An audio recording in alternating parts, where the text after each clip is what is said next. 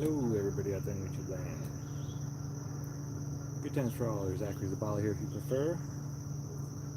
As the title says, we're going to learn more about seeds. The last couple videos I've done have been live streams, all about covering things inside of this book. It is The Complete Guide to Saving Seeds, 322 vegetables, herbs, flowers, fruits, trees, and shrubs. You can preserve your favorite tastes and scents, customize your garden plants, and promote diversity. Hey, Liz. How we doing, man? Story, S-T-O-R-E-Y. I don't know if I can get that in focus there. It's got a little plant. Yeah, I don't think I can get it into focus. But S-T-O-R-E-Y is the publisher. If you'd like to go check out this book, really neat. Yeah, I know I couldn't get it into focus, but it shows you. I mean, beautiful colored pictures and everything for identifying certain plants and whatnot. It's just full of information. I've learned a lot just making the last two videos. We've been covering a lot of things that I haven't been growing. Hey, Ted, how's it going, brother? And it's really neat learning how different plants are. Good rising, Karen. Happy early light. But yeah, the diversity of plants is amazing, and ways to preserve the seeds couldn't be any more different. Some are warm temperatures and dry. Some are warm, not many warm and moist, but there are a couple. And then you have cold and dry, and then cold and moist. It's amazing how much knowledge has been gathered over time on how to do these things. The Brussels sprout plant, actually the part we eat is the seed. That is the flower, the top little head. They say when you grow the Brussels sprouts, cauliflower, they even say kale. Most plants that you're going to grow to gather seeds from, you don't eat any of the fruit. You don't harvest at all. And the Brussels sprout, the part that we eat actually, the little pods on top, those are actually the flowers. And we just don't give them time to open up, mature, and seed. Flower and then seed. Yeah, we learned about that one in yesterday's video. I believe today we're going to start off with the carrot, unless there's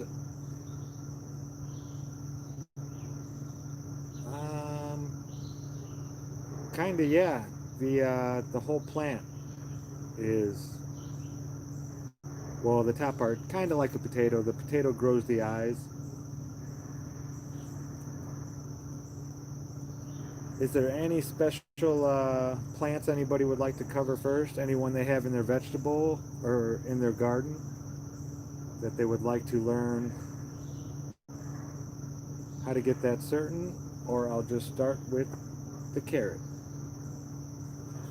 Today we'll do carrot, cauliflower, celery. No worries, man. Squash. All right, there we go. Squash.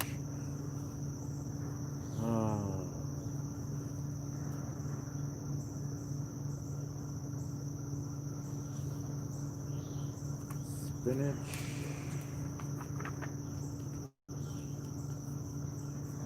Spinach, squash. All right.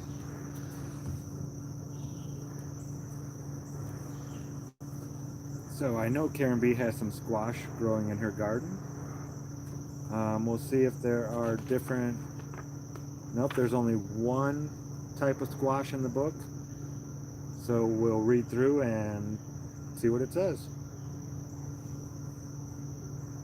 It is part of the Cucurbita, SPP, not sure what PP stands for. Pumpkins, it's a type of pumpkin. C. maxima, C. mixta, C. moschata, blah, blah, blah, blah, blah, bunch of Latin. It's the squash family, the Cucurbitaceae. which I would have thought was the cucumber family, is actually the squash family. It's an annual. That means you can grow it one time a year. It takes most of the year to grow and to fruit. It has a longer cycle than your biennials that you can get a couple different cycles in there, and it will die at the end of the year. Our perennials live multiple years, and our annuals die every year. So our seed viability, 4 years. Now, I will say this. I have grown a pepper plant for over 3 years. I got a special light, just a UV light, not a special light, a plant growing light. And I would put it in the basement next to the water heater where it was somewhat warm, and I'd have that light shining on it for 12 hours a day. And it made it through 3 seasons, then the light broke and it died, but the pepper plant actually had bark on the base. The stalk was about that round, and it had bark growing up the stalk. It was awesome. It was a Trinidad scorpion pepper plant. So you can get them to last longer, but if they don't get the full amount of sunlight that they need, hi guys, hi man, then they won't be able to make it through. It's I don't know how to. They really rely on the sun. A lot of different plants. If they don't have that amount of sunlight, then they can't survive. So the squash plant, flowering of a squash plant. Squash and pumpkin plants are monoecious with imperfect flowers. So they're not perfectly symmetrical. They, here's a picture of one right here. Even though they're quite symmetrical, really, like everything else in nature, it's not the perfect round leaves in your perfect pattern that you usually get with a lot of different flowers. The male flower stalk is straight and thin, whereas the female flower has an ovary resembling that of a squash. Squash and pumpkins are insect pollinated. Now here's the hard part. If you're trying to do the heirloom, just like every other plant, trying to isolate these plants from getting pollinated from other plants, it's really hard. I've never tried it. I like doing things a little more naturally and letting alchemy take its place, but there are those who find, this flavor of this certain type of tomato, we want to preserve that flavor, and we don't want it to mix in with all these other things, so you want to keep that structure, that DNA, the same. You don't want any more influences into it. This is how you would do that. Isolation requirements for squash. Cross-pollination among the cucurbita varieties and species can occur. See Sorting Out Squash and Pumpkin Varieties on page 131 for details.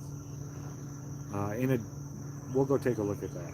In addition, cross-pollination of squash by cucumber pollen may occasionally result in parthenocarpic fruit. Recommended isolation distance for varieties can cross-pollinate is 1.5 to 2 miles. Recommended isolation distance for other cucurbita species is only 1/4 mile. So it can cross-pollinate with a variety of other plants, and some of those plants, the pollen can travel for 2 miles. Like I said, I've never tried this. It's not easy to do. You put like these mesh cages over. A lot of people will self-pollinate, which doesn't always work. And the parthenocarpic fruit, not sure. Now we're gonna, 131 is right here. Okay, so we'll get into that. Seed collection. Squash and pumpkin fruits are fleshy berries that have a hard rind. Harvest fully mature squash and hold for 3 to 4 weeks for the seeds to ripen. So after you harvest your squash, you want to let it sit somewhere for about 3 to 4 weeks. The summer squashes are fully mature for seed collection when the rinds are hard and yellowish. So the rind wants to be hard, not soft and mushy. Most winter squashes are fully mature for seed collecting when they have turned yellowish orange. Cut the squash in half, then scoop out the seeds and pulp. So cleaning your seeds. Rinse off the pulp. You can also mix the seed and pulp with water. Viable seeds will sink. Huh. That's the first time they've mentioned that in this book so far about the seed's buoyancy in water, determining whether or not it would be viable or not. Drain the seeds and spread them on a towel, a paper towel, or cookie sheet to dry for about 2 weeks. Moving them around occasionally to be sure that all the seeds have dried evenly. You want to make sure, it doesn't say to flip them, it just says stir them. So take that, you know, a lot of this stuff you put yourself into it. So whatever you feel that you should do at the time, that's what I would do. Don't ever just listen to what a book says. That's how we get into all the trouble that this place is in right now. So whatever resonates true with you, and you take that, and if something doesn't sound right to you, if you don't even want to try it, then don't try it. Like they'll say to put the seeds in 125 degree water for 25 minutes, and that just sounds insane to me. And it even says it can mess up the germination and all kinds of stuff. So whatever you think is right, you do that. Yes, intuition it's key. That's like your intent that comes naturally to you. You need to put that in there. That plant, you know, if you try to put something in there that you don't feel is right, that plant will know. It's not going to accept it. It's going to be like, dude, what are you talking about? You're talking bullshit. Why are you doing that? And it will react in turn. But if you know that when you read it and you know it to be true, put that into it. So germination of the squash plant. Optimum range soil temperature for germination is 70 to 95 degrees Fahrenheit, 21 to 35 degrees Celsius. So warm, at least 70 degrees for your soil temperature for starting your seeds.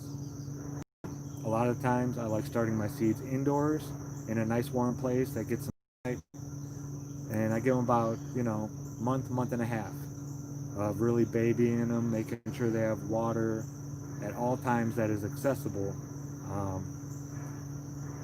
We'll get into this a little bit right now. When you're starting the babies off, it's always a good idea to water from the bottom.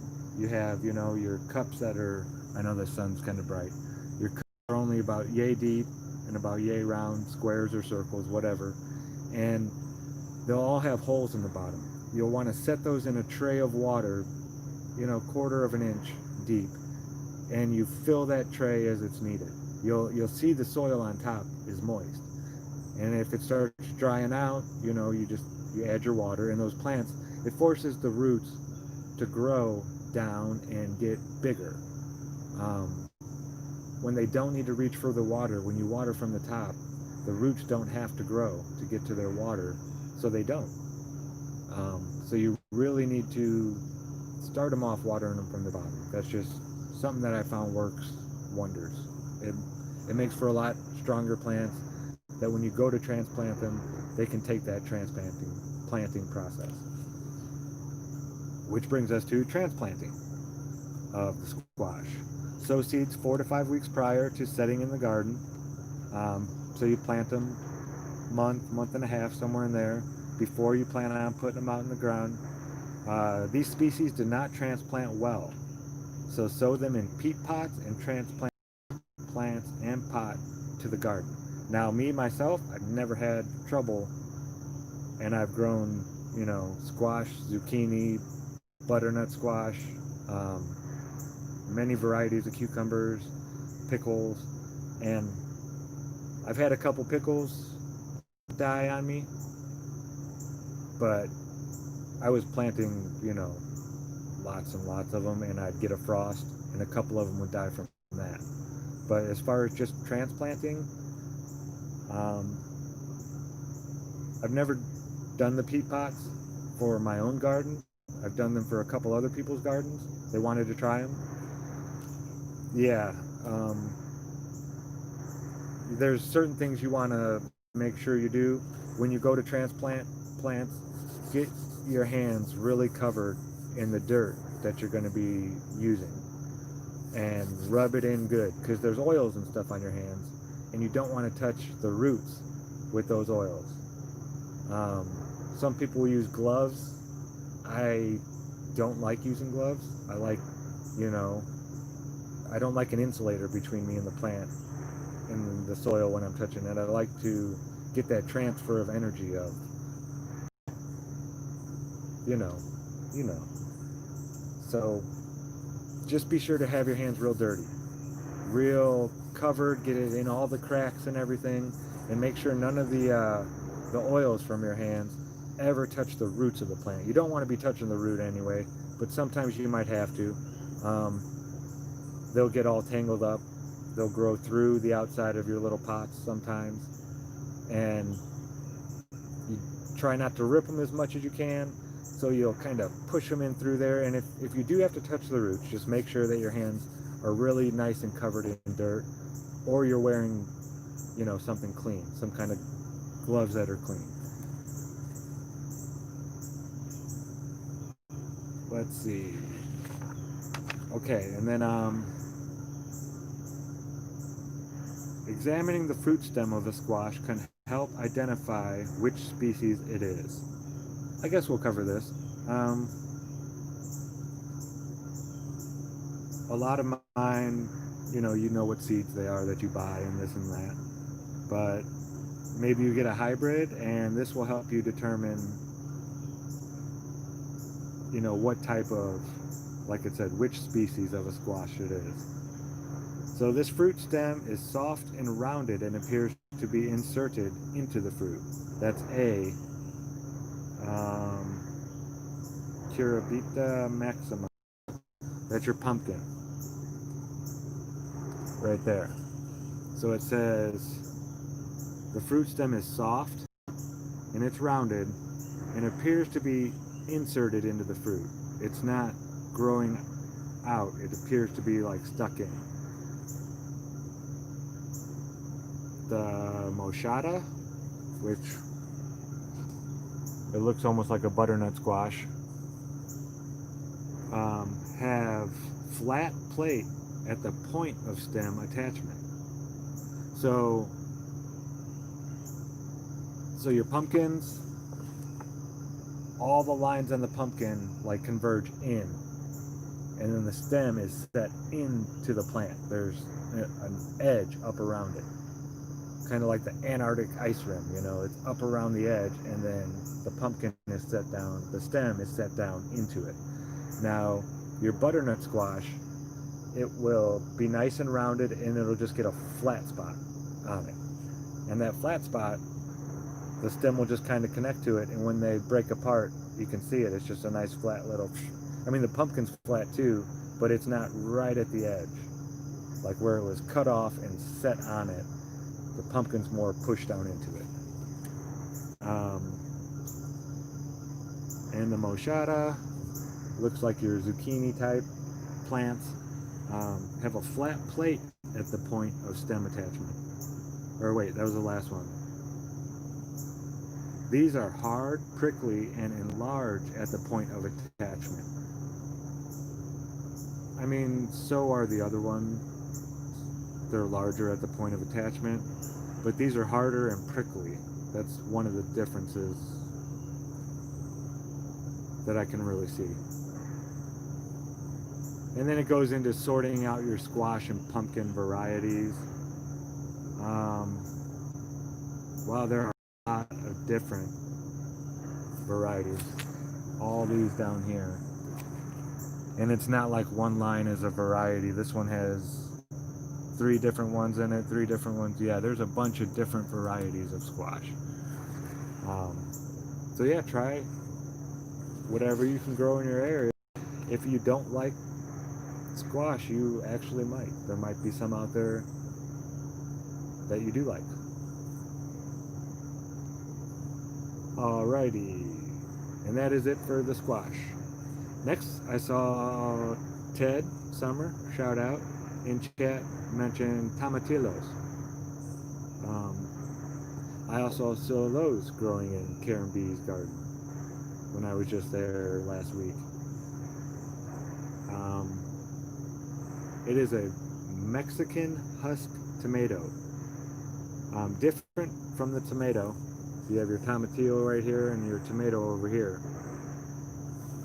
Sweet corn, no, not so much warmer. It grows really well up in northern Indiana. And, I mean, it gets hot in northern Indiana, don't get me wrong. And it grows better when it's real hot and it gets lots of rain. I wouldn't so much say hot. No, it's more the rain for the sweet corn. Because the best growing days are like the 75, 85 degree days that have lots of rain. The corn, I know it's all mutant corn now. Used to say knee high by 4th of July in northern Indiana. That was one of our sayings. Now these farmers are getting it 6 feet tall by 4th of July. It's just ridiculous. So times have changed, but a lot of rain. My last boss was a farmer. He had 800 acres, and we talked farming a lot. And he would have amazing days where 6 inches in one day a cornfield would grow. I mean, I'd watch it. I had one right outside my work. I drove through a cornfield to get to work. Either corn or soybeans, mostly corn. And yeah, it really has to do with rain. And they really don't like the super duper hot days. The 100-degree plus days, I don't think many plants care for those days. Certain ones I'm sure are more adapted to it, but up north, where it gets colder in the winter, and they have the snow and the freezing, not many plants like the 100-degree days. Just like us, they have a range that they like to stay in. The heat down in Florida, I know Adam has a lot of trouble midsummer to where he stops his garden then and starts his fall one, because they don't do well, most plants. So the tomatillo is they're saying it's a jam berry. It's part of the nightshade family, which is part of the tomato family, which is the tomato is part of as well. You don't eat the leaves of nightshade. It's not going to kill you, most likely. I am not a doctor or a physician in any way, shape, or form. So this is just, take it as a grain of salt. But I've never tried it, but I've heard you're not supposed to eat the tomato leaves. They're just not good for you. It is also an annual. It will live throughout the spring, summer, maybe into the fall, and then that plant will die. Its fruit, can drop on the ground and start new plants. That happens all the time. But that plant only lives 1 year. It says you can hold the seeds for up to 4 years. Again, with seed viability, I think it's about how you store them, and we're going to be looking into this a little bit more. Spacing for seed saving, just 1 to 2 inches, or 1 to 2 feet, sorry. So, it'll tell you can plant plants this close together, but if you're going to be saving seeds, give them a little bit more room. And you don't harvest the plant at all. You don't start picking them when they're ripe. That plant is strictly for seeds. Save seeds from, I've never seen this before in the book yet, as many plants as possible. So you want to, wow, okay. So if you have a bunch of these, you would want to take as many as you're not going to eat, you leave for bugs and harvesting seeds. I'm a big fan of sharing my garden with bugs. I don't put any pesticides down or anything like that ever. Nothing on my plants that was manufactured.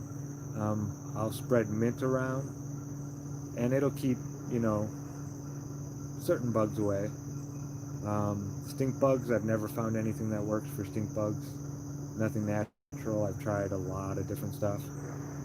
But certain things are, I mean, that's their food. That's what they do.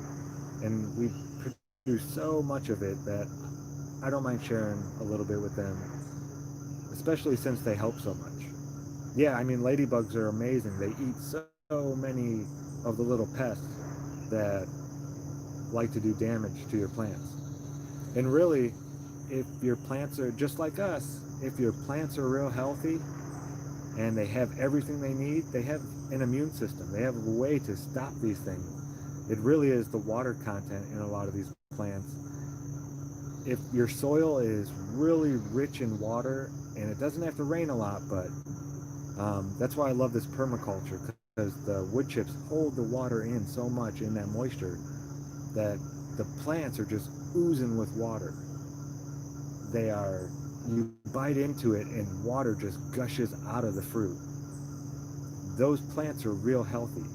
And bugs, they have trouble even biting into it because it's like a water overload. They almost drown. They bite into the plant and a big thing of water comes out. So they can't eat away at it. They can't even get to it. There's so much water in that fruit. It's like it's its immune system. It's healthy. Just like us, when we get dehydrated, everything starts going wrong. We need lots of water. Plants are the same way. If they have lots of water and access to lots of water, they thrive, and they're a lot healthier, and a lot of pests won't be able to bother them. Now you'll have your big worms, your caterpillar, your tomato worms, things like that. I love them. I think they're cute. Yeah, they do eat the top off of some of my tomato plants, but I don't know. It's like they become part of your garden almost. They're not. Now, if you have lots of them, they're decimating your crops, I can understand. But one tomato bug or one tomato, you know, that it's gonna feed that thing for its whole life cycle right there. That one plant, and that makes me happy. And yes, Liz, in pots, overwatering is definitely a thing. You always drill holes in the bottom of your pots. Um, I actually like to put, I know it's hard for some people, but I'll put some big rocks down in the bottom and then a bunch of leaves, stuff like that, and then the soil kind of loose on top. So that is going to sink down in a little bit. The roots will go through all the rocks and everything, and any excess water can drain out of the holes, and the roots will never be sitting in water. Yeah, awesome, good job. And then it also, while that settles down in, it allows you more room and space to add compost and my favorite, horse manure, just in little sprinkles around the edges to feed the plant. Okay, the flowering of a tomatillo. It's an annual plant with prolific, perfect flowers. I've never heard them say prolific. They are mostly self-pollinated crop. So one tomato plant will pollinate itself. It doesn't need 2 tomato plants in your garden to get your food. The isolation requirements for trying to keep that gene, that species going, there is little outcrossing with Tomatillo. So you don't have to worry too much. But if you want, you can plant tall crops between varieties for extra protection or use alternate day caging. So this doesn't mention any distance at all about crossbreeding with other. So I don't know. That's the first time they've done that. So maybe it doesn't cross with many other at all. Okay. the seed collection of the tomatillo. The fruit is a berry enclosed in an expanding and often split calyx that should be picked fully ripe and ready to eat. Okay, something new. I've never heard this before. For the tomatillo, you pick it while it's still ripe and ready to eat. Okay, that's a first.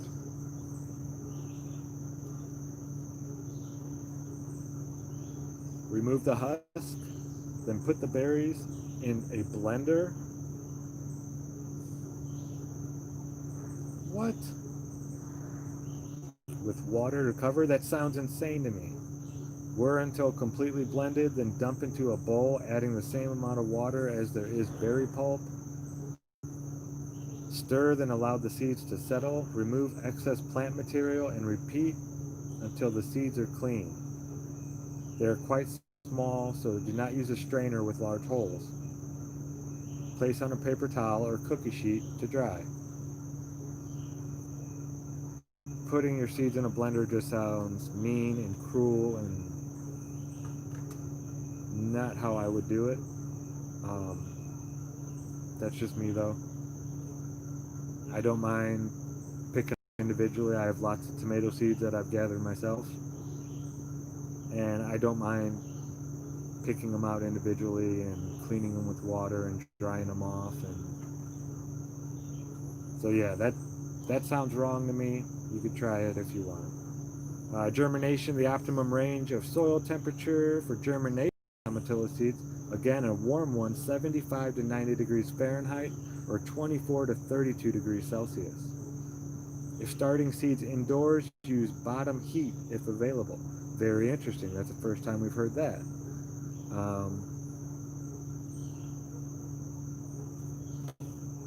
Yeah. Okay. Bottom heat if available for germinating your tomatillos. It does not say that for the tomato though.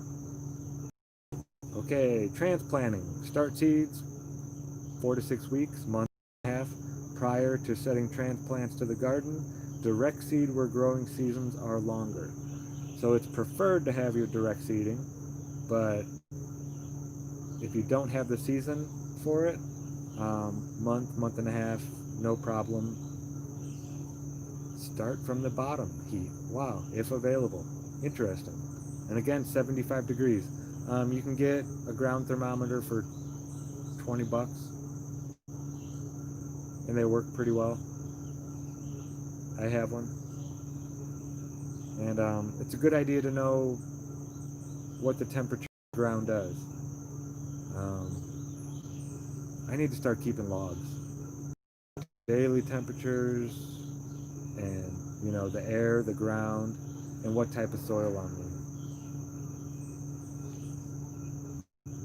That'd be something to do. Okay, now we'll do what have we been, a half hour? Okay, we'll do the tomato.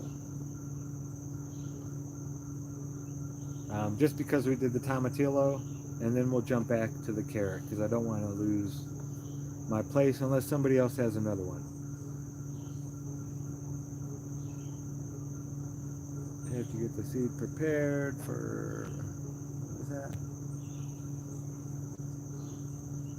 Talking about how long you can store tomato seeds. How long? It says about 4 years. But again, with storing seeds, I think you can go longer, really. I don't know, we'll find out. I'm not even going to get into it. I'd like to get a little pyramid. Just a little one. And maybe at different angles, a few different ones. And set old seeds inside of there. You know, I'll have half the pack. I'll try to plant, because I have some seeds from 8-9 years ago. And see if they sprout and I can plant them. And if none of them work, take the other half and place them in different pyramid shapes. Grow trees, not lawns. I love it. And these different pyramid shapes, see if they can somehow rejuvenate a seed. Just something I've been thinking about, and I just wanted to throw that out there. I'd like to try that. That'll definitely be an observation I make in the future for sure. So the tomato is also part of the nightshade family, just like the tomatillo. Tender perennials usually grown as annuals. So a tomato is actually a perennial. I did not know that. Up in northern Indiana, when you buy one, it says annual definitely on the little card that tells you all about the plant. So it's actually a tender perennial. So it probably doesn't ever get the bark or anything like that. But tomatoes can live years.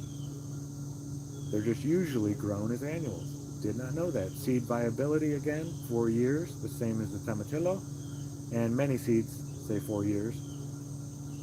Save seeds from as many plants as possible. So I guess that means it's not saying for these that you have to set aside, a certain plant just for growing these. And you're harvesting them ripe. So just like you would pick a tomato, so maybe the tomatoes from your store will produce a tomato plant. It's worth a try. Flowering of a tomato. Tomato plant types are determinate, a bush. Semi-determinate, semi-erect, and indeterminate, which means they vine out and spread out all over the place. Determinate plants flower during a single relatively short period. Now remember, the bean is the same way. The green bean had the bush, and it also had, the pole, the vine. And it was the same way. The bean had all its flower, or the bush had all its flowers pretty much at once, and it produced all the fruit at once. So the determinate, or the bush, plant flower during a single relatively short period. Indeterminate throughout the life of a plant, and semi-determinate somewhere in between. Flowers are perfect, with the pistil enclosed by a cone of anthers.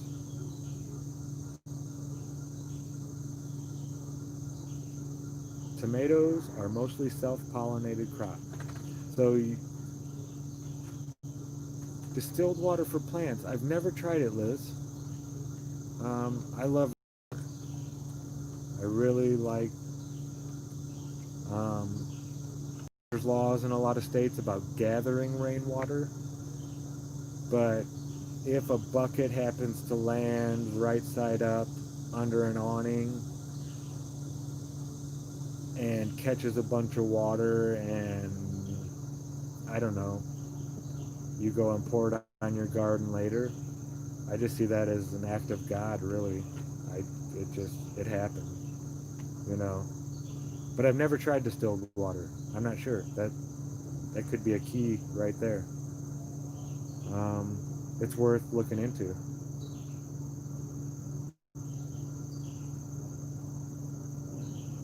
In the flowers, okay, so they're mostly self-pollinated crop, meaning you don't really need 2 tomato plants in order to get tomatoes.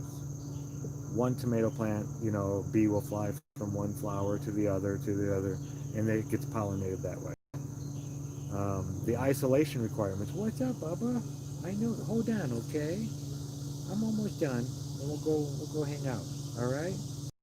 Okay? Give me some minutes. All right, pal? Thanks. Isolation requirements. That is your keep the plant from being cross-pollinated with other plants. So you keep them heirloom. That's how they keep the plants heirloom. What, babe? You gotta go potty? Okay, folks. He's gotta go to the bathroom. So you can come with me if you like. Everybody saying, hi, Hank. I know, I know. Okay, yeah, he's excited. So I'm gonna take him and Min out to the bathroom. If you're not interested in that and you jump away, no worries. But they need to go. Hank, hey, settle down, calm down. No. These wood floors, they make so much noise running on them and jumping. Okay, I know.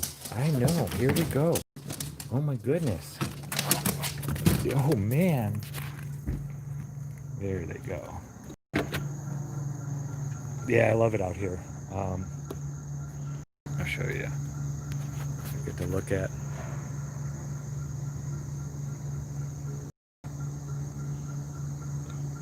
Little slice of heaven here. Ooh, that we took a look at this mushroom yesterday out here. Feels good to get grounded anyway. But there was this mushroom out here that was it was a big ball 3 days ago. Huge mushroom, just like a cartoon mushroom almost. And then over the last 2 days, it like flattened out.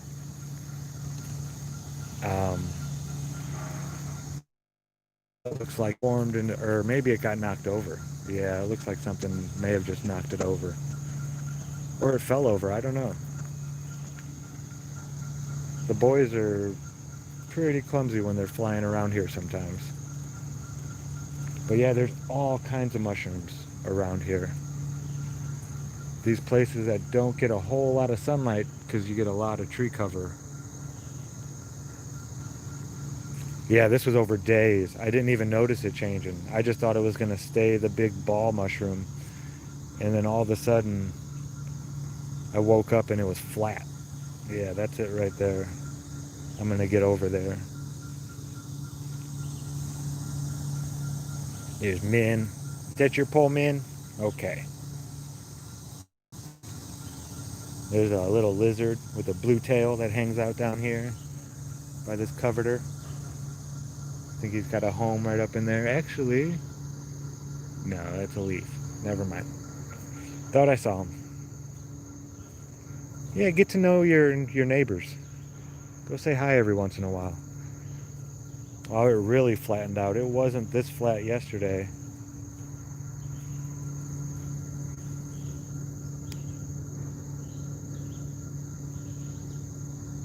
Yeah, it's a pretty big guy. Here's my hand. From palm to tip is about 8 inches on my hand.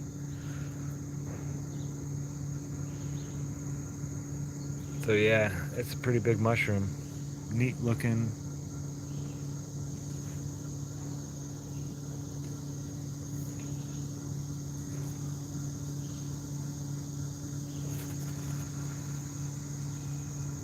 Yeah, there's a robin, or not a robin, a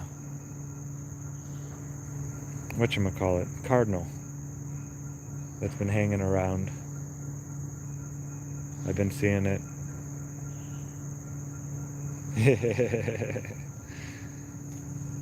Little gnome. They're there, Liz. I just don't think we can see them, but they're there. Something's there. Wow, look at that mushroom. That is... Never seen them grow together like that. It's like a...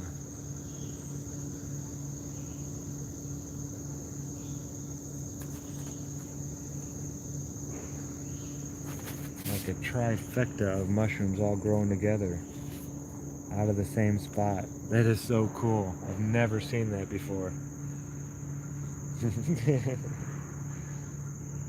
Maybe Bigfoot knocked it over.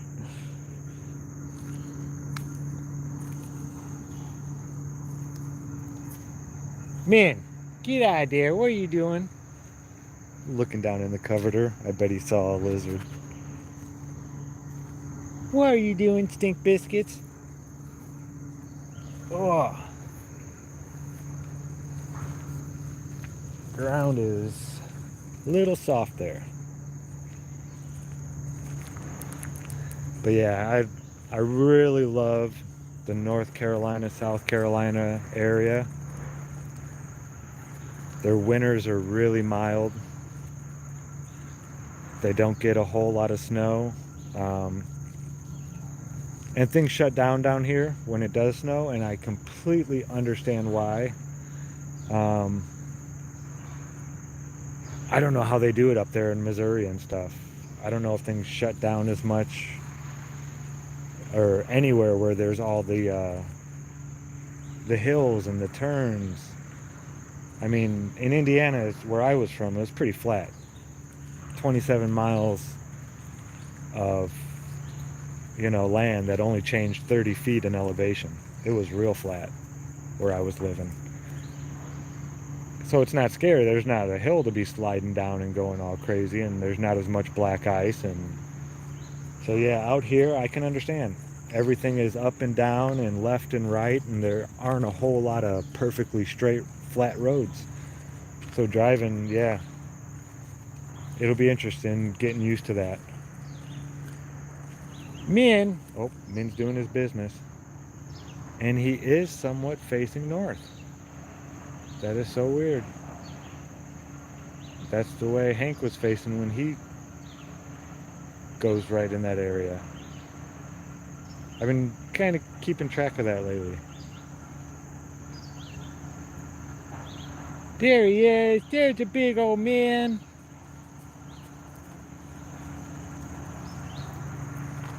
Sorry, I'm trying to get him up here. He's an adventurer for sure.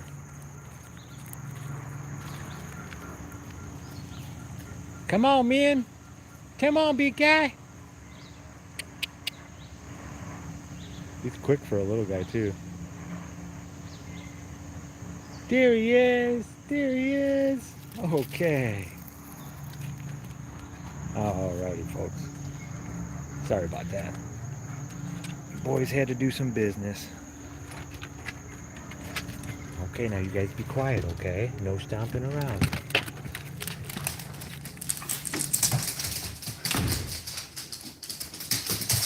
Hey, settle down. Shh. Calm down. Come on. Oh, thanks, Dad. I love sharing nature with people, especially nature that I get a chance to see, from a different area. It's such a big, beautiful place that there's like no way you can see it all. So getting to share stuff with people that they don't get to see it's a treat. It really is. Let me get you guys plugged back in here so I don't kill my battery. All right, where were we? The isolation requirements of the tomato. So again, isolation requirements has to do with trying to keep them heirloom. Trying to maintain that flavor and not change it and alter it in some way. Hey, Anders Ace.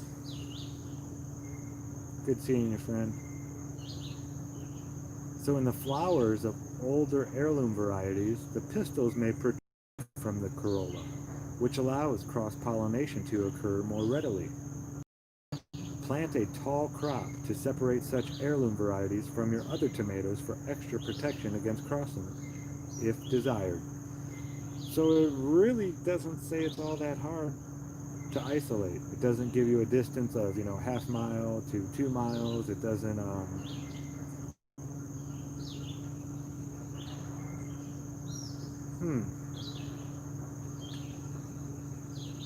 I don't know though.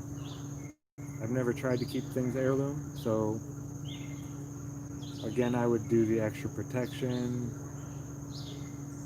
So yeah, if anybody out there has tried it or does try it, please let me know how that goes. Because it could be actually pretty easy. I don't know. I don't want to dissuade anybody from trying it just because it appears to be hard. So collecting your seeds of your tomatoes. The fruit is a berry and should be picked fully ripe and ready to eat, usually 6 to 8 weeks from fruit set. So, like the tomatillo, and the only thing that's been said to do this so far, is you pick it fully ripe and ready to eat. And then go through the process. Seed cleaning. There are 2 pre-treatment options for tomato seeds. You can allow the fruit to sit after harvest until it softens and becomes very mushy, or even begins to rot. Then squeeze the seeds out of the fruit.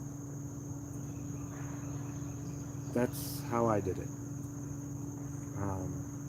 Or immediately after harvest, squeeze the pulp and seeds from the tomato into a container, add a small amount of water, and let ferment several days at or below 70 degrees Fahrenheit, 21 degrees Celsius, stirring several times a day to speed fermentation.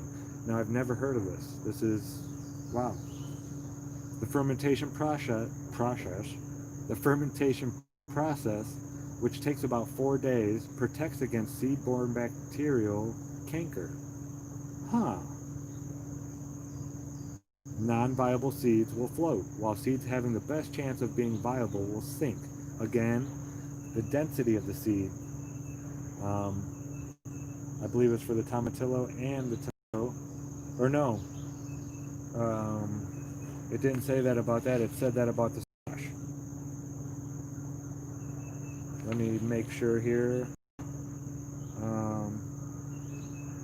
Yes, viable seeds will sink in your squash. So when you put them in water and let them soak, if they sink at the bottom, this at least says you're going to have more chance of it germinating. Now, I would test that. You know, if you have the seeds there anyway and some are floating, why throw them away? Why not give it a, hey, let's see if this works. I'm really going to start taking notes.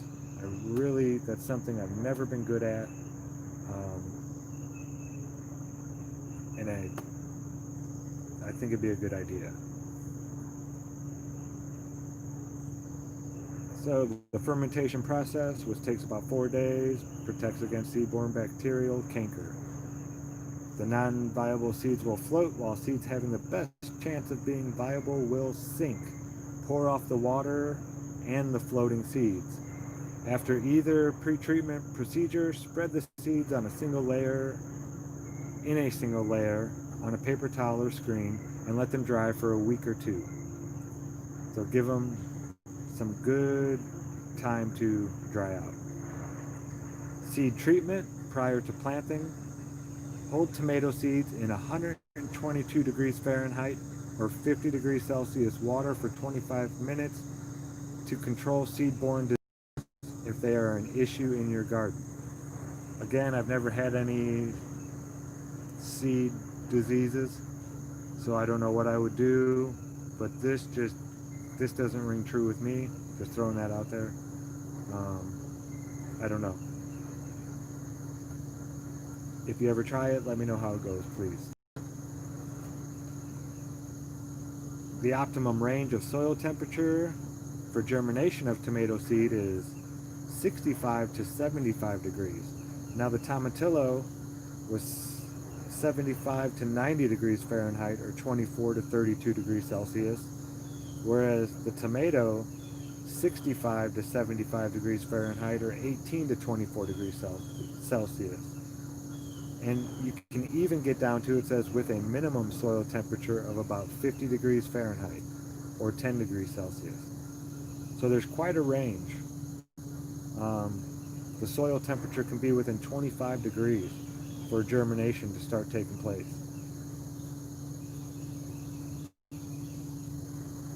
Again, you can get a thermometer to tell you the temperature of your soil. Direct seed to the garden in longer season growing locations, or use transplants for an earlier crop. Start seeds about 8 weeks prior to starting transplants to the garden. So this one, you want your plant to be a little bit bigger, a little mature. sure. Um, the tomato stalk definitely isn't as thick when it first comes out as, say, a cucumber or a squash. Their their stem, when they pop out of the ground for the very first time, is much more dense than a tomato. So I could understand giving it a couple more weeks. So according to this, if you're going to be starting a bunch of different seed varieties early, earliest one so far that we've seen is the tomato plant. You want to start it, it looks like at least 2 weeks before every other plant that you're going to start. Besides the potato, for sure. We'll look into potatoes though.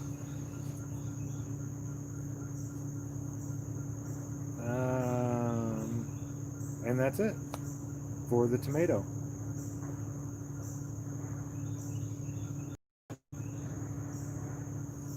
Pretty neat stuff. So I will go back to, how long are we at? I think that'll be it for today.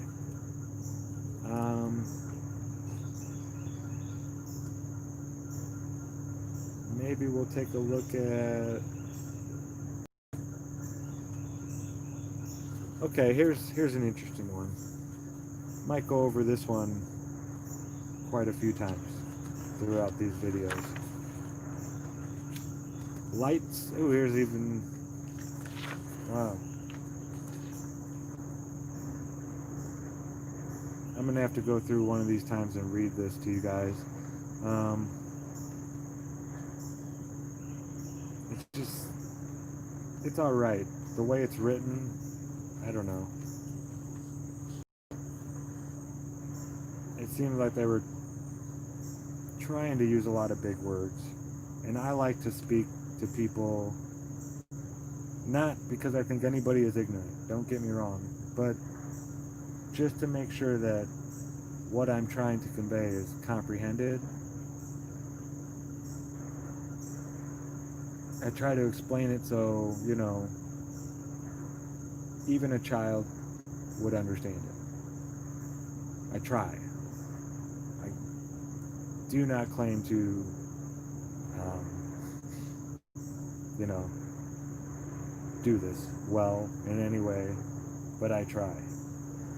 So this one is on light sources and requirements. This chart gives you an idea of relative light intensities. Note that the luminance humans need for reading indoors is only about 1% of what plants need for good growth. The natural lighting in your home may seem adequate for flowering plant growth, but it is not. So your normal light bulbs inside do not put out light, not for a plant to survive. You need to buy a special light for plants.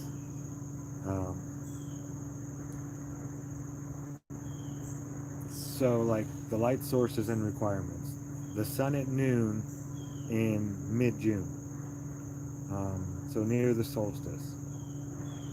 The illuminance is about 12,000, it says foot per candles, illuminance. So feet per candles, I guess. Adequate for most plants is 5,000. So just under half that. Half of the midday sun in, you know, during the solstice, that intensity, they need at least half of that just to survive. That's adequate for most plants. Cloudy midday midsummer is about 5,000 lumens, or I don't want to say lumens, foot per candles. I'm not sure. It says illuminance. It does not use the word lumens at all, so I don't want to, you know, be changing.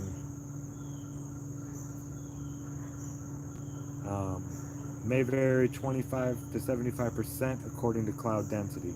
So a cloudy midday, midsummer day, plants get just enough of what they need to survive on a fairly cloudy day in midsummer at midday.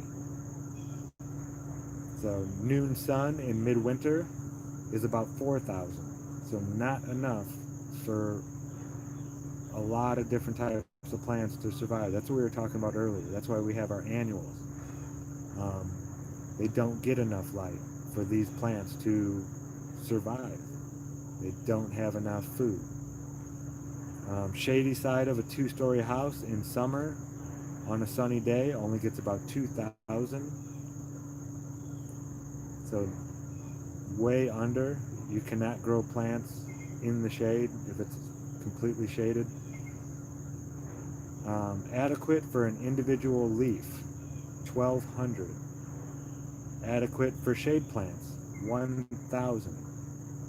So there are plants, the shade plants, there are some that grow in very low light and they don't do well in light. Then cloudy midday winter, when the sun is very low in the sky and at its weakest to us up here in the north, that gets about 1,000.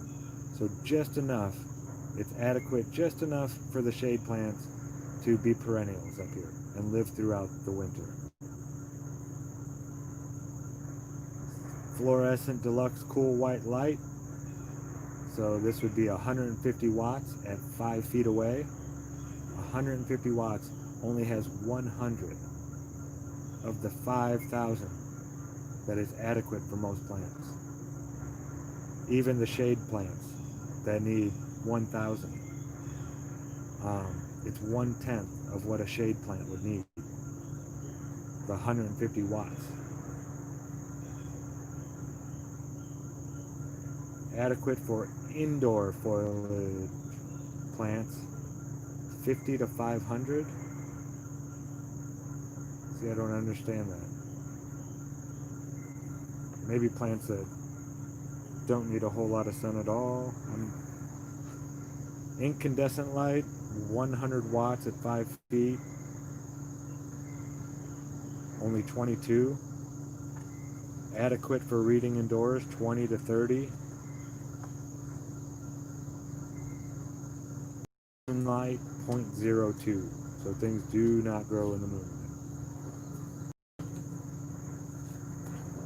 Okay, that's what I'm talking about when they say how long of light different plants need to survive.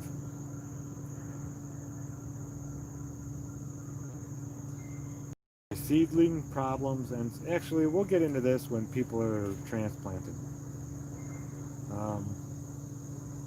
So we don't really, I'm not even going to read this one, but it's interesting. It's for when you're doing your transplanting, little things that happen.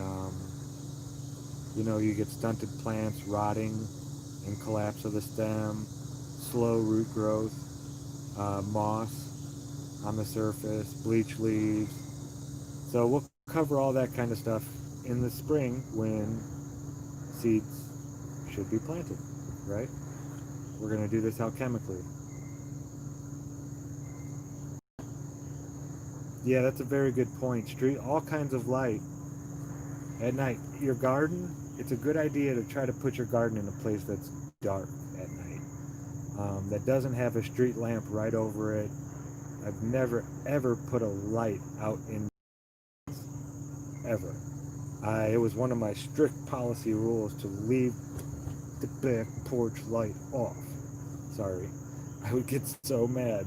They'd have this big giant thing shining on my garden in the middle of the night. It's like, what are you people doing? My plants are trying to sleep. Come on, think. And, my mind is a little different than theirs, but yeah. And it was just because somebody was walking up the back and they'd forget to turn it off or something, but try to be mindful of trying to keep your garden area dark at night. It's like when there's cycles that they need to go through. Or if there is a light there, then it's always there and they grow used to that. But yeah, turning on big bright lights onto your garden unexpectedly in the middle of the night, even though, it doesn't overfeed them in any way or anything like that, it definitely affects them. I'm sure it does. So just be mindful of stuff like that. Yeah, it's okay, Liz. As long as you know it's always turned on at the same time and this and that, and it's like on a cycle that the plant can get used to and grow with. I doubt it affects it as much as it normally being real dark and always, and then all of a sudden, middle of the night, just having a light turn on and glare on them. Just try to be mindful. I mean, you can't control a lot of these things like that. The street lights above our heads and things like that. So, but the things you can control, just try to keep that in mind when you have your garden out there. Remember, that's a sacred place for those plants. That's their, that's where you're going to be getting your sustenance here. You know, for a lot of people, that's the reason of growing a garden or even learning how to start one now, because they want to provide for themselves. They want to be able to do that. So make it a safe place for your plants, a place they can relax. You know, a place that they're not jolted and jarred and um, even noise if you can. Try to, you know, make it a nice place. Make it a nice sanctuary for your food to grow. Yep, just keep those things in mind. If, you know, if you can do it, that's great. If not, maybe tell your plant you wish you could. Maybe say, you know, I'm sorry. I wish I could do it this way or that way. I wish I had the means to do this, and they'll feel that. They'll appreciate that. You just wanting to help them more, even though you're not capable. That's intent. That's love. So share with your plants. Share your thoughts. When you're out there, connect with them. Don't look at them as an object. Look at it as a friend that you're going to visit and clean up and take care of and love. And I guarantee your plants will be healthier, and I guarantee they'll produce more fruit. It's unless, you know, certain things happen. There are, you know, the weather, you can't control that.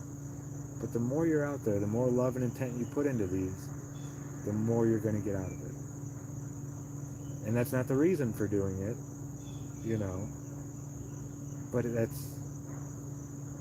that's a nice bonus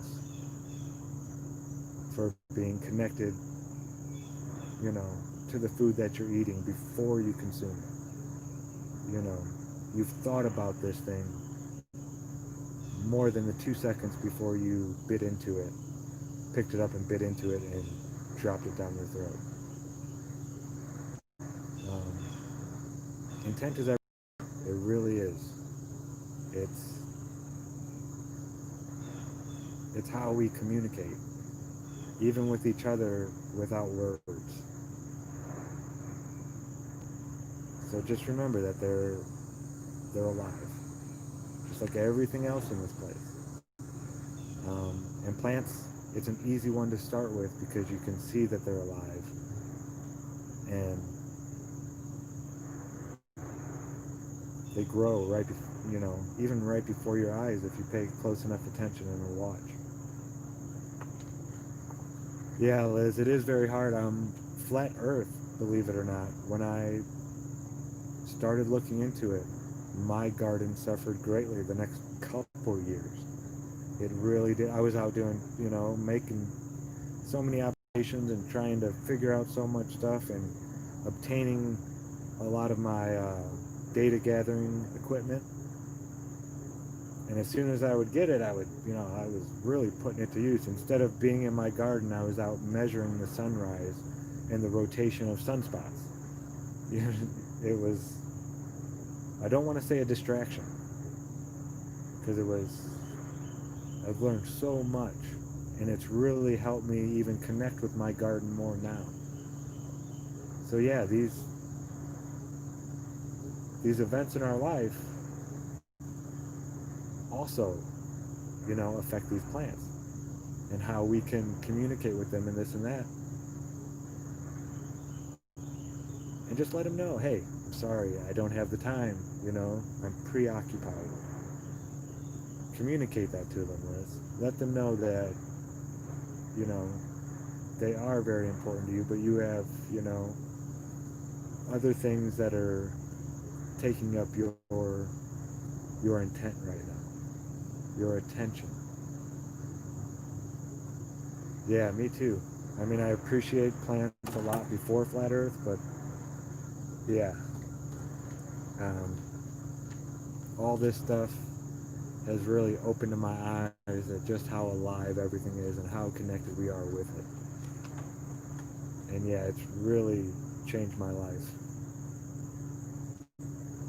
I mean, I don't even know the old me anymore.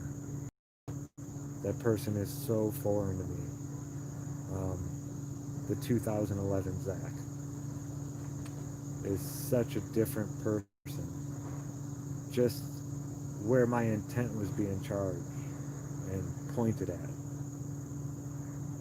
I care about myself a lot more. I've always cared about others. That's never been an issue or a problem with me. But I used to not worry. I don't want to say worry, but I used to really not care about the welfare of my body and my well-being. It just wasn't. I was in a fog, in a haze. I liked a lot of alcohol, and I had my issues. Experimenting with pills and stuff like that. I was definitely a totally different. Sports were a huge part of my life, and yeah, what did it for me, what changed my whole life, was just seeing the Fibonacci sequence in nature everywhere, and that rang so true. I mean, I was an atheist up to that point. When I saw that Fibonacci sequence in the flower, in the seashell, in us, in the bones, in everything, in rock, everywhere. This is poppycock. Yeah, everything you see in nature, that Fibonacci sequence it's there. It's like a thumbprint of the Creator. And that changed my whole world. Right in an instant. It hit me that I don't want to be the person that I am anymore. I want to care about everything. And not everything, people's opinions, blah, blah, blah, but just care for all of this stuff. The plants, the animals, the rocks, the people, even, the people that you despise the most. That I used to say that I hate these people. To care for them, whew, it's hard. I'm not saying I'm great at it by any means, but I'm getting better. And the only thing that fights hatred is love. Yeah, people is a hard one. People really is. Everything else, I comprehend. People they're just right over my head. But I think that's going to be it, folks. I'm going to wrap it up. Thank you all for joining me. I'm really enjoying this. I'm learning. Nice. Love you, Nemo. Yeah, I'm really enjoying this book and going through it. I'm learning a lot. Because I read a lot of the beginning part, but it did say there would be a lot of varieties and differences, just like the animal kingdom. The plant kingdom is huge. And there's been so many different varieties that are out there, that probably so many that are even untouched and, not even known about yet. But it's a big world out there, and there's so much to learn. And all these things that I've been planting in my garden, well, we've only covered a few of them so far, but I've learned something new about each of them that I did not know before. So I'm getting a lot out of this. Even if there was just one of you watching, I would still be doing this. I'm really enjoying it, and it gives me a chance to share with you guys some very important information I think that we're going to need here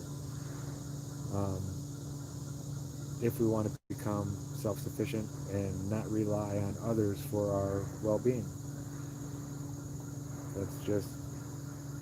It's a necessity to comprehend how to do these things and to practice before we go jumping out the door into the wild. Let's get a little bit of, wisdom underneath our belts. Not just knowledge, but let's gain that wisdom on how this stuff works. And I think we'll be all right. I think things are going to be all right. So thank you guys. Oh, it's my pleasure, Jay. These aren't planned. The last few days I've really wanted to do these, and I may have a few days where I don't, so I don't want to say I'm going to be doing anything at any certain days. This is more of a intent-inspired live streams. So I apologize if they're at hours that you can't get to, or you're sleeping, or you're working at this time. But I have a lot of fun. And if you do have any questions that I don't cover about any of the plants, just put it in the comment section, and I'll go look it up and either answer you there or bring it up on the next show. I'll probably just answer you in the comment section and most likely bring it up. What was that? Let me see.